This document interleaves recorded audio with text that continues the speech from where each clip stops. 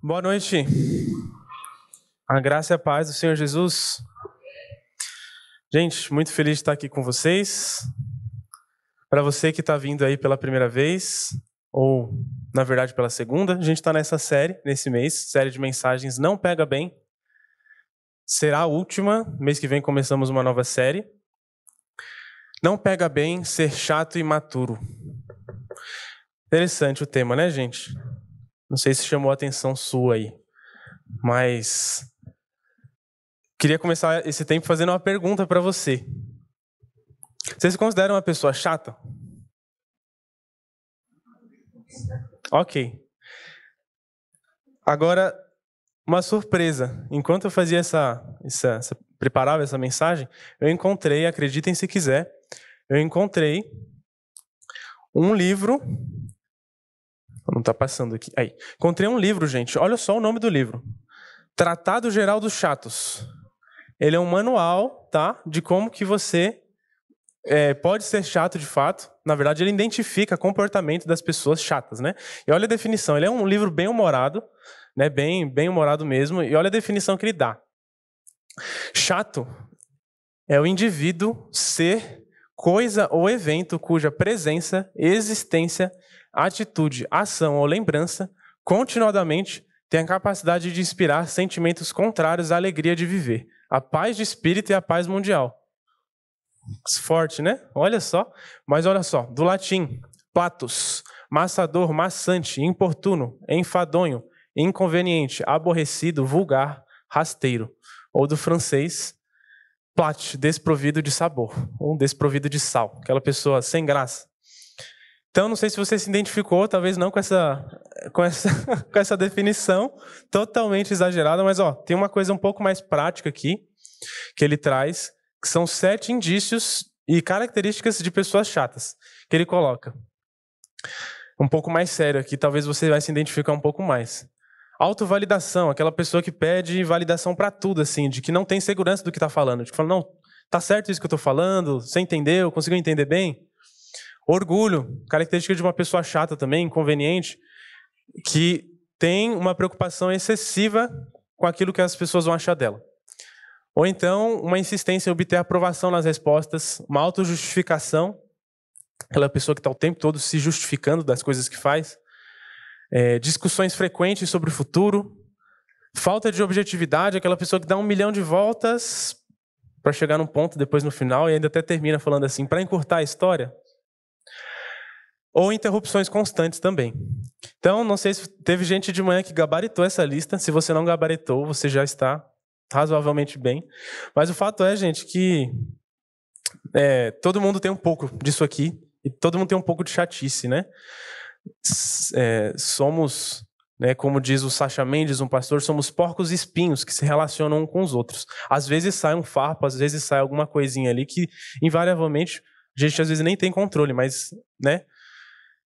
É o que acontece. E o que a Bíblia tem a nos dizer a respeito disso, desse tipo de comportamento, desse tipo de atitude, quando ela é deliberada ou quando ela é não deliberada, mas que acontece? O que a Bíblia tem a nos dizer a respeito? É isso que a gente vai ver aqui hoje. E eu conto com a ajuda de vocês também para juntos termos esse tempo. Abra a Bíblia a sua Bíblia, por favor, que hoje a gente vai navegar por muitos textos, tá, gente? Na verdade, uma recomendação que eu não fiz de manhã. Como a gente vai navegar por muitos textos que às vezes estão no Novo, outro no Antigo Testamento, se você quiser anotar as referências para depois consultar com mais calma, é melhor. Você vai ver que eu vou estar um pouco mais acelerado aqui de ir para um texto, depois para o outro, porque eu já tenho as referências separadas aqui, tá? Mas fique à vontade também. Primeiro momento, gente, a gente vai dar uma olhada no que eu creio que a Escritura traz de mais claro sobre essa pessoa chata no Antigo Testamento, que é em Provérbios. Que a gente lembra daquela pessoa tola, que contrasta com a pessoa sábia. Então, o que a Bíblia nos diz a respeito dessa pessoa tola, ou dessa pessoa chata, lá no livro de Provérbios? Alguns destaques aqui. Provérbios 10, 19. Fala que o falar exagerado. Olha só o que fala Provérbios 10, 19. Quem fala demais acaba caindo em transgressão, mas quem controla a língua é sábio. No muito falar, às vezes existe uma chatice tremenda, né, gente? Existe um descontrole na língua mesmo que faz a gente falar às vezes que não deveria.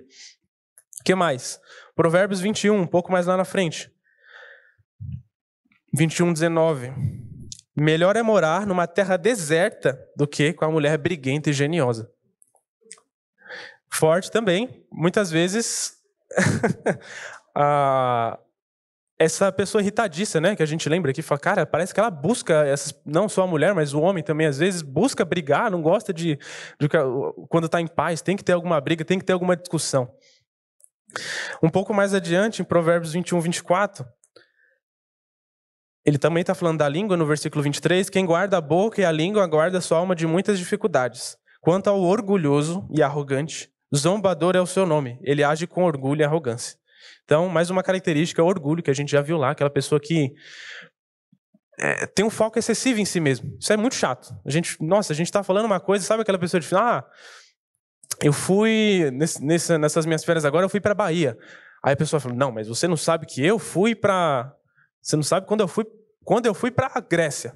Aí sim foi um tempo bom. Eu falei, pô, caramba, tá bom, beleza. Ou então aquela pessoa que chama demais a atenção para si mesmo. Isso é, de fato, inconveniente também.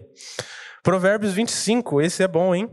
Provérbios 25:17. Não seja frequente na casa do seu próximo, para que ele não se canse de você e passe a detestá-lo. Aquela pessoa inconveniente mesmo, que não tem esse bom senso, talvez, acaba se tornando um pouco chato também. E Provérbios 27 também nos diz o seguinte, se alguém bendiz o seu vizinho em alta voz, logo de manhã, a sua bênção soará como maldição. Também aqui um traço de inconveniência, de extravagância, né? Ele fala em alta voz logo de manhã, quando está todo mundo dormindo. Então, características de algumas pessoas ditas chatas, ou aqui em Provérbios, usando a linguagem e a palavra tolo. E aí, gente, no Novo Testamento, a gente tem uma figura que é muito emblemática também, que relembra a nós essa chatice, que são os fariseus. Não sei se vocês vão lembrar, eles demonstram exatamente esse mesmo tipo de característica de orgulho, de inflexibilidade, de impor fardos pesados nas pessoas. Vocês vão lembrar de quando eles questionaram a Jesus por que os discípulos dele não lavavam as mãos. E Jesus fala, vocês impõem fardos pesadíssimos sobre as pessoas que vocês nem mesmo são capazes de cumprir. E essa inflexibilidade, essa falta de amor é característico de uma pessoa chata mesmo, uma pessoa inconveniente. Ela só pensa em si, ela não quer, não existe outro na mente dela. Tudo que passa aqui por dentro é só a respeito de si, ainda que não seja com a intenção. E por isso que muitas vezes nós podemos ter esse tipo de comportamento também. Mas o que eu tenho para dizer é que uma igreja no Novo Testamento sofreu muito com os frutos dessa chatice também, que é a igreja de Corinto. Paulo escreve uma carta e a gente sabe que o conteúdo dessa carta, Paulo realmente ele é bem enfático a dizer que por conta do orgulho deles existia muita divisão no meio deles. Então o orgulho, essa chatice, esse tipo de comportamento deles gerou divisão na igreja. Então Paulo lá em 1 Coríntios fala, irmãos, pelo nome do nosso Senhor Jesus Cristo, eu peço-lhes que estejam de acordo naquilo que falam e que não hajam divisões entre vocês.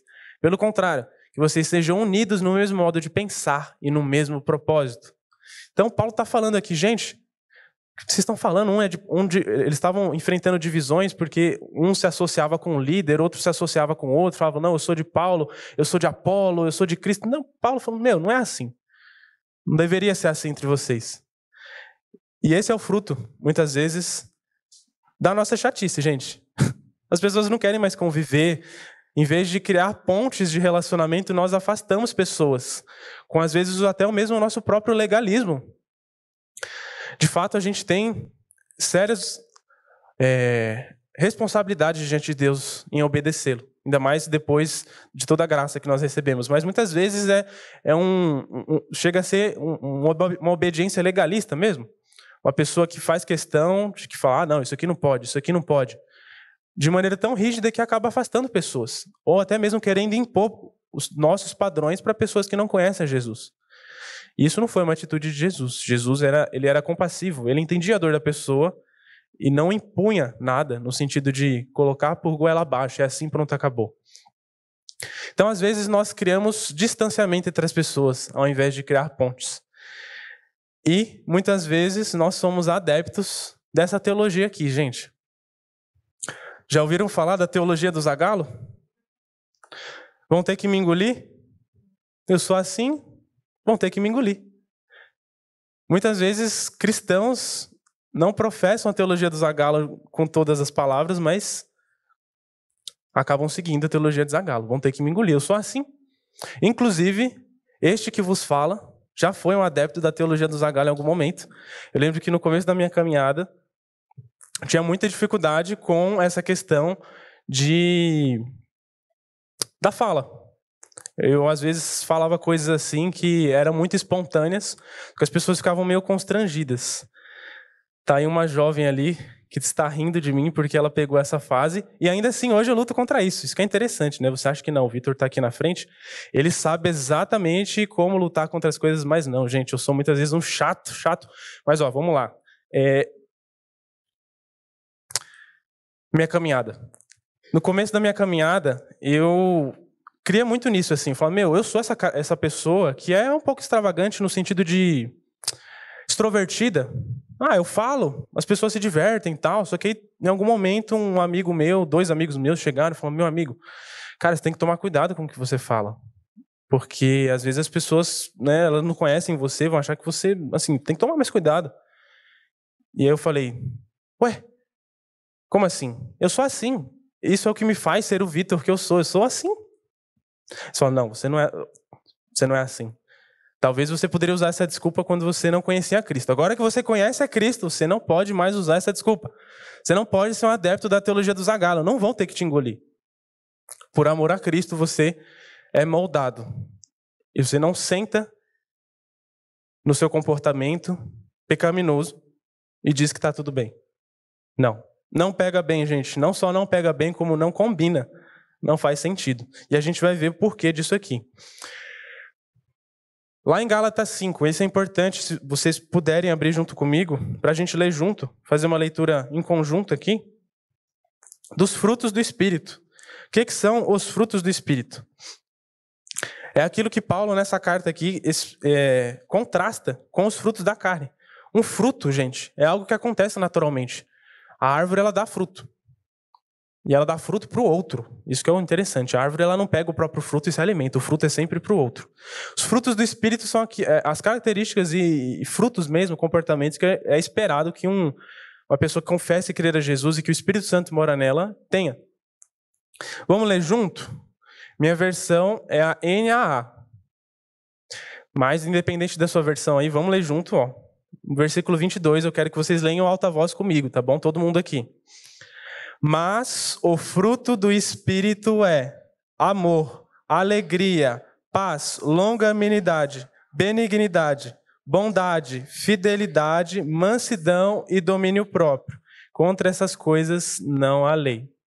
Então, gente, olha só como isso contrasta com os comportamentos que a gente viu agora há pouco, né? Amor, alegria, paz, benignidade, ou longanimidade também, paciência, né? Na tradução aí de vocês. Então, não combina esse tipo de característica. E, de fato, a gente, às vezes, pode olhar para isso aqui e achar que é meio utópico. Mas a ideia aqui, nesses minutos restantes que nós temos, é a gente analisar como que a gente pode, de fato, buscar maturidade. Não sermos cristãos que se acomodam no sentido de cristãos imaturos, que não demonstram esse tipo de característica. Como a gente pode buscar essa maturidade? Primeiro ponto, gente. Na busca dessa maturidade é viver em estado de inconformidade. Gente, não combina para o cristão chegar num ponto e dizer que ele não vai crescer mais, que ele simplesmente estagnou. Lá o texto de Hebreus, se você quiser abrir, mas eu vou passar por ele aqui brevemente, o texto de Hebreus, o autor da carta aos Hebreus, fala para os receptores da carta que ele tinha muitas coisas para falar para aquele povo. Muitas coisas. Mas que são coisas difíceis de explicar.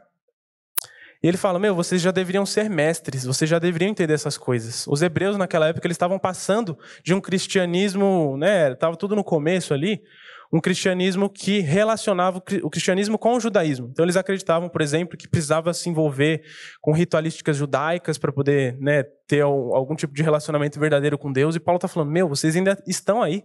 Vocês já deveriam ser mestres. No versículo 12 ele fala, vocês já deveriam ser mestres, levando em conta o tempo decorrido. Mas, de novo, você tem a necessidade de que ensine quais são os princípios elementares de Deus. Passaram a ter necessidade de leite, não de alimento sólido. Então ele está dando uma dura, falando, vocês, olha o tempo de caminhada que vocês têm.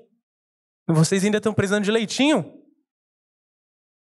Será que isso é parecido com o que a gente enxerga hoje? Cristãos com anos e anos de caminhada, mas que malha sabe explicar o que é o evangelho. Sabe, não tem aquela paixão, ou pelo menos deixou para trás aquela paixão em algum momento. Se alguém perguntar para essa pessoa no trabalho o que é o evangelho, ele vai falar, Jesus morreu pelos meus e pelos seus pecados. Ele vai perguntar, morreu. Mas como que foi isso? Por que Jesus tinha que morrer? E eu estou falando, gente, de pessoas com muitos anos de caminhada. Pessoas com muitos anos de caminhada que continuam a ter os mesmos comportamentos pecaminosos. E tudo bem. E aí eu faço um disclaimer aqui. É injusto a gente comparar um irmão com outro, porque às vezes a pessoa veio de uma caminhada muito mais difícil. Isso até o próprio C.S. Lewis fala, né? Eu não posso comparar uma caminhada de uma pessoa com a outra, porque as pessoas são diferentes e cada um sabe a sua história. Mas pessoas que sentam no problema, que sentam no pecado, falam, não saio daqui, eu sou assim. Não combina, gente. Não combina. E Paulo sabia muito bem disso também, lá em Filipenses 3. Ele fala, esquecendo-me das coisas que ficam para trás, eu avanço para o alvo, não como alguém que já tem alcançado, mas como alguém que vai e que prossegue até o alvo. Ele usa uma analogia de maratona mesmo, gente, de esporte, no sentido de vocês não sabem que é só um que alcança o alvo final, o próprio Senhor Jesus. Mateus 5:48 fala, sedes perfeitos como o Pai de vocês é perfeito. E nesse sentido, perfeição não é, obviamente, sem mácula, sem defeito, né? Porque se não fosse assim, Jesus estaria sendo injusto com a gente de falar como é que vai esperar a perfeição de seres imperfeitos. Mas no sentido de maduros mesmo, gente. No sentido de seres maduros. Como Paulo mesmo aqui fala, no versículo 12 de Filipenses, ele fala, não que eu tenha recebido ou já tenha obtido a perfeição, mas prossigo para conquistar. Aí ele continua no versículo 15. Todos, pois, que somos perfeitos. Então, nesse sentido aqui, o perfeito é maduro, exatamente maduro. Então, gente, não existe cristão que vive criança para sempre. Pensa nisso. Começa a pensar de você 5 anos atrás. Será que é o mesmo hoje ainda? Se sim, é necessário uma reflexão, gente, porque o cristão ele tem que viver no estado de não conformidade. A vida cristã é um estado de não conformidade. Eu preciso viver sabendo que eu não sou tudo aquilo que eu deveria ser. E eu nunca vou alcançar. Mas eu prossigo para o alvo. É duro de ouvir essa palavra? É óbvio que é. Mas é a realidade, gente. Tem uma música do Projeto Sola que eu gosto bastante, que tem um verso que é assim. Vejo que não sou quem eu deveria ser, mas por tua mão eu já não sou quem fui. Bonito, né, gente? É essa perspectiva, exatamente essa perspectiva de inconformidade. Eu não sou quem eu deveria ser, estou muito longe de ser quem eu deveria ser. Mas eu já não sou quem eu era. E cada dia, o velho homem fica para trás. Olha o que o Sproul, um teólogo muito famoso, diz a respeito dessa questão. A vida cristã é uma vida de não conformidade. Olha só a respeito, o que ele fala a respeito na segunda frase. Se não há santificação, isso significa que nunca houve qualquer justificação. Ou seja, ecoando Tiago 2 aqui, a fé sem obras é morta. Me mostra, você fala que tem fé? E de fato é só a fé que salva, gente. Não é a obra que salva, isso é importante. Nós não fazemos nada disso para sermos salvos, mas porque já fomos salvos, tá? Isso é muito importante de colocar aqui. Só que, gente, a fé sem obras é morta. Se você me fala que tem fé e não tem obras, que tipo de fé é essa? Se não há santificação, isso significa que nunca houve qualquer justificação. Agora, como que nós podemos, de fato, demonstrar esses frutos? Se não estarmos ligados à videira. Lá em João 15, Jesus fala o seguinte aos seus discípulos. João 15, Jesus fala: eu sou a videira verdadeira e meu pai é o lavrador. Todo ramo que estando em mim não der fruto, ele o corta. E todo que dá fruto, ele limpa, para que produza mais fruto ainda. Vocês já estão limpos por causa da palavra que lhes tenho falado. Permaneçam em mim e eu permanecerei em vocês. Como o ramo não pode produzir fruto de si mesmo, se não permanecer na videira, assim vocês não podem dar fruto se não permanecerem em mim. E olha o versículo 5 que é importante. Jesus falando a respeito de si. Eu sou a videira, vocês são os ramos. Quem permanece em mim e eu nele, esse dá muito fruto, porque sem mim vocês não podem fazer nada. Tá aqui a essência, gente. Como é que eu vou demonstrar fruto do Espírito? Como que eu vou demonstrar esses frutos de amor nos meus relacionamentos e ser pelo menos uma pessoa um pouco mais agradável? Somente estando ligado a Jesus. Não tem segredo, gente. Eu não consigo produzir o fruto por força própria.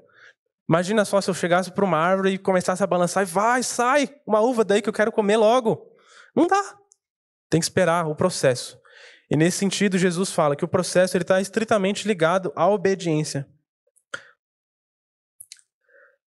No versículo 10, se vocês guardarem os meus mandamentos, permanecerão no meu amor, assim como também eu tenho guardado os mandamentos de meu Pai, e no seu amor permaneço. A obediência e a permanência, ela está estritamente relacionada com a permanência aqui. Permanência e obediência. E, gente, vou falar de uma coisa aqui, que é o tema, né? O ponto 2, renda-se ao discipulado. De uma maneira, segundo ponto aí, de como que a gente pode alcançar essa maturidade. Discipulado, gente, ele tem um sentido que é muito comum, que é o sentido de ajudar outras pessoas a seguirem a Jesus. Mas também existe um sentido, da mesma palavra, de seguir ao próprio Jesus. E nesse sentido, quando a gente fala de frutificar, a gente fala de estar ligado a Jesus, de sermos seus discípulos. Mas muitas vezes, um dos motivos porque existem tantos cristãos imaturos que não demonstram os frutos, que não vivem de acordo com aquilo que eles professam, é porque eles não avaliaram o custo desse discipulado. Porque Jesus, de acordo com Jesus, existe um custo para segui-lo. E muitas vezes esse custo não é colocado na conta. Como se seguir Jesus fosse só um convite para um churrasco coletivo. Venha seguir Jesus, vai dar tudo certo e tal. Mas não existe a avaliação do que realmente é essa decisão que a pessoa está tomando. E por isso que existem tantos cristãos imaturos que vivem nesse grau de maturidade por tanto tempo, porque não avaliam os custos desse discipulado. Esse é um texto muito importante e chave de hoje também, meus irmãos. Então, se você puder abrir para ler junto comigo, está lá em Lucas 14. Lucas 14, a partir do versículo 25. Jesus diz o seguinte, Lucas 14, terceiro evangelho, terceiro livro do Novo Testamento, Lucas 14, a partir do versículo 25. Grandes multidões acompanhavam Jesus. E ele, voltando-se, lhes disse, versículo 26, se alguém vem a mim e não me ama mais do que ama o seu pai, a sua mãe, a sua mulher, os seus filhos, os seus irmãos, as suas irmãs e até a sua própria vida, não pode ser meu discípulo. O que Jesus está falando aqui? De um certo tipo de amor que seus discípulos deveriam ter por ele.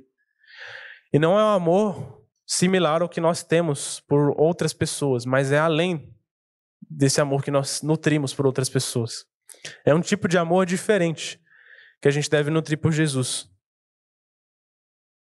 Um tipo de amor que considera Jesus não somente como um objeto qualquer a ser amado, mas como o próprio Deus.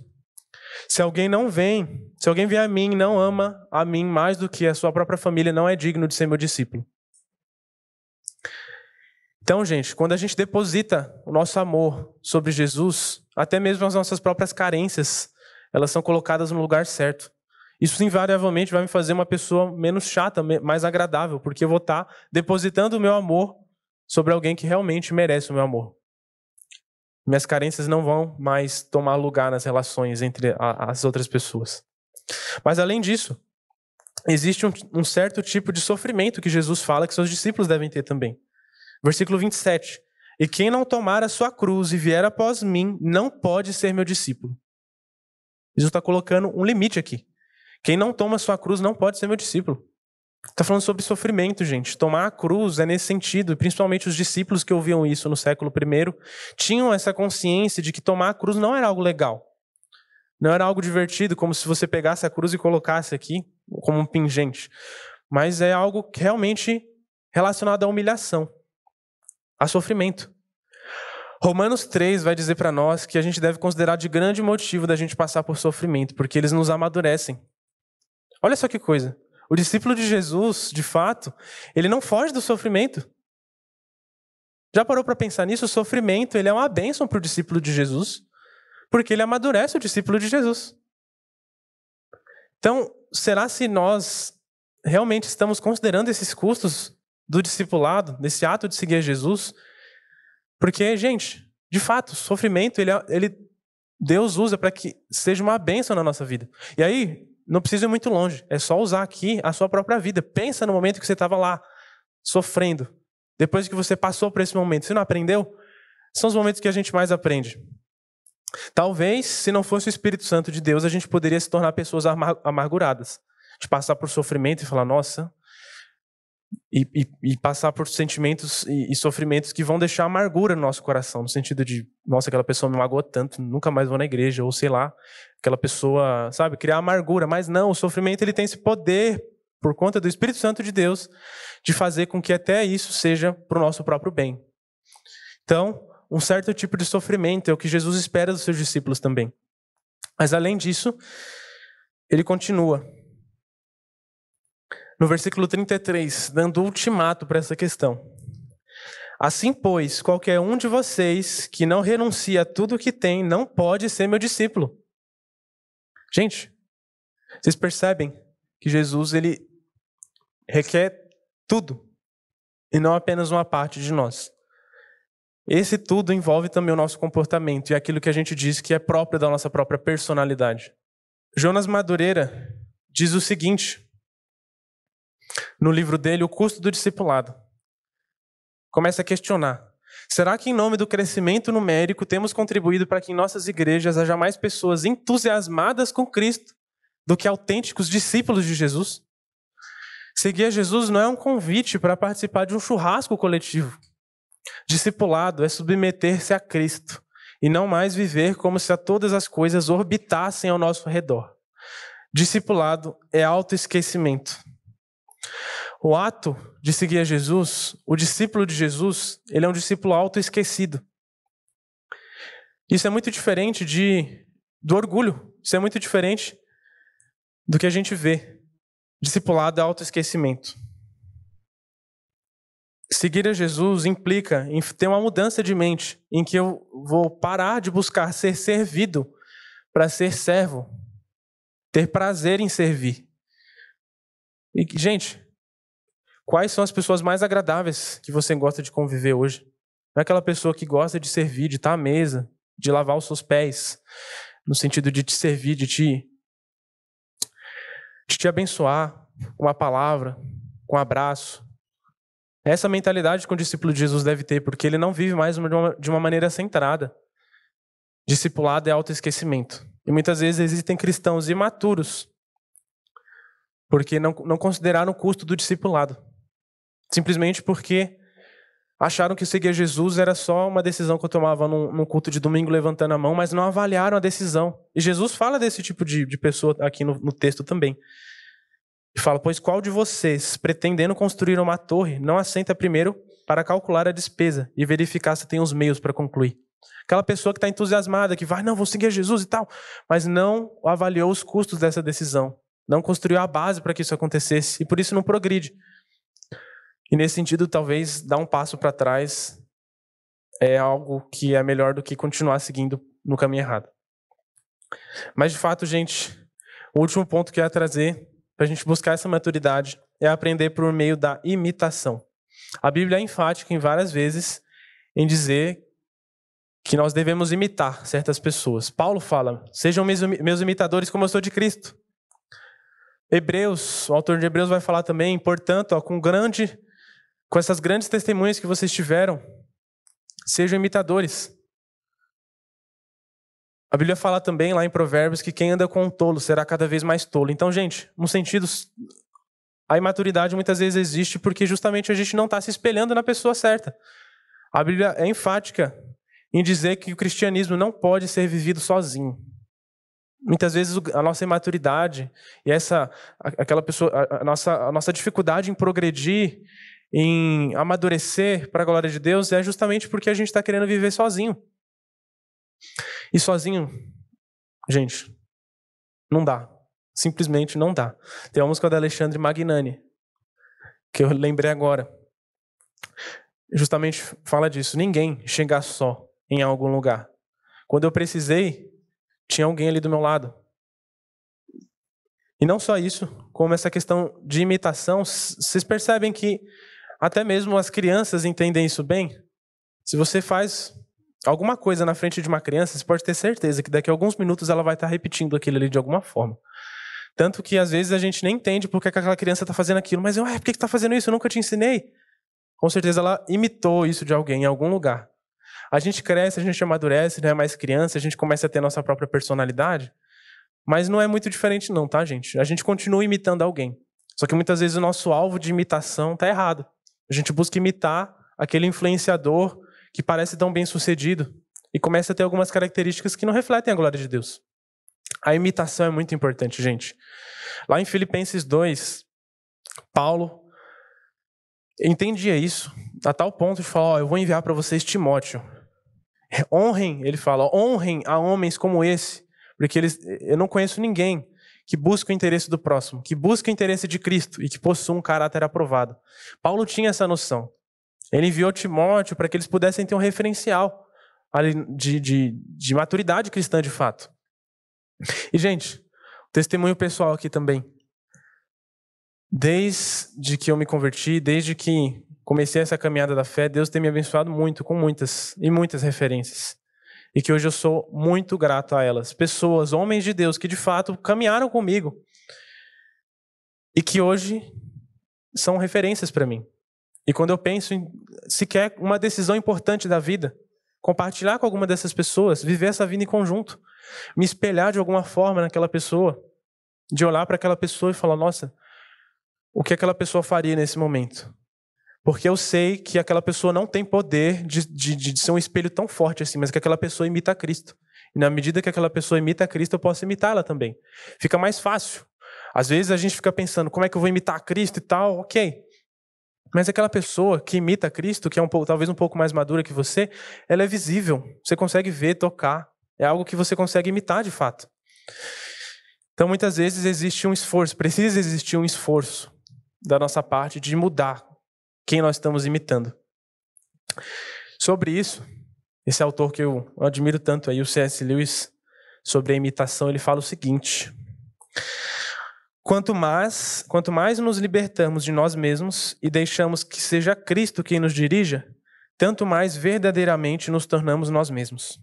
Quanto mais eu resistir a Cristo, quanto mais tentar viver por conta própria, mais me verei dominado pela minha hereditariedade, pela minha criação, pelas minhas circunstâncias e pelos meus desejos naturais. É quando eu me viro para Cristo e me rendo à sua personalidade que pela primeira vez começo a ter a minha própria e real personalidade. Então, gente, não acho que você é um ser totalmente autêntico. Nós não somos. A gente está o tempo todo sendo influenciado a agir de uma determinada forma. Quer você esteja consciente disso ou não. Mas é somente quando eu me rendo a Cristo, somente quando a gente de fato está rendido a Cristo, que a gente começa a ter uma personalidade de fato. Já parou para pensar nisso? Antes de Cristo, quem é você? Se não um aglomerado de influências de diversas áreas. Às vezes o que me leva a tomar uma decisão é só a influência de uma pessoa ou de um comercial, as propagandas de marketing, que tem muito poder para até influenciar a gente, até no inconsciente, daquilo que a gente gosta, daquilo que a gente não gosta.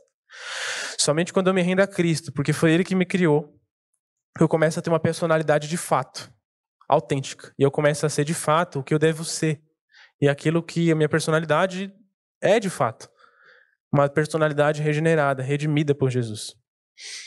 Então, gente, esses 3 passos que a gente colocou aqui não são uma receita de bolo, mas são orientações bíblicas para que a gente viva uma vida que de fato vai considerar a maturidade como algo a ser buscado.